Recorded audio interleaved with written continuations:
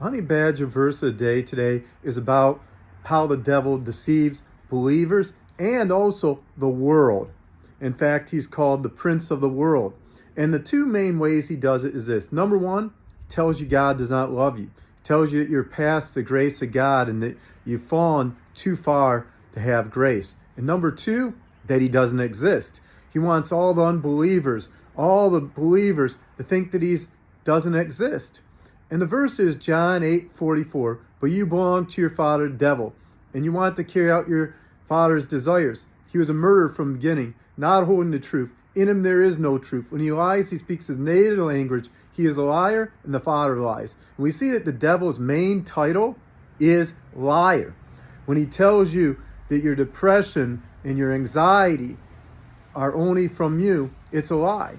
Just as there's nurture in nature, so there's things that are natural and supernatural. In our depression and anxiety, it's both natural, genetic. Some of us are predisposed to more anxiety, but it's also spiritual. The enemy knows you struggle with depression. The enemy knows you struggle with anxiety. He'll come in and make that anxiety greater, telling you you're worthless, telling you that you're past God's grace.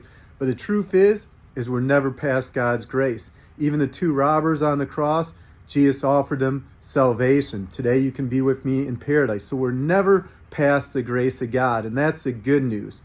And the good news too is John 8:47. He belongs to God, hears God. And we belong to God so we can hear God's voice. When we feel that anxiety, when we feel that in depression, we can come to other believers and share that depression we have and share that anxiety, and they can help us bear the burden and help us come closer to God.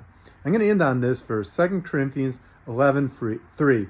But I'm afraid that just evil to see by serpent's cunning, your minds may somehow or other be led astray from your pure and devotion to Christ. And God wants us to have pure devotion with him. He wants us to come to him with open hands and empty hearts. When we have anxiety, when we have depression, he wants us to meet with other believers and share that depression with them and help them bear the burden. He also wants us to lay our depression, anxiety at his feet and allow him to transform our lives. And we no longer need to listen to the enemy's lies, but we can come to God who is the truth. And the truth sets you free.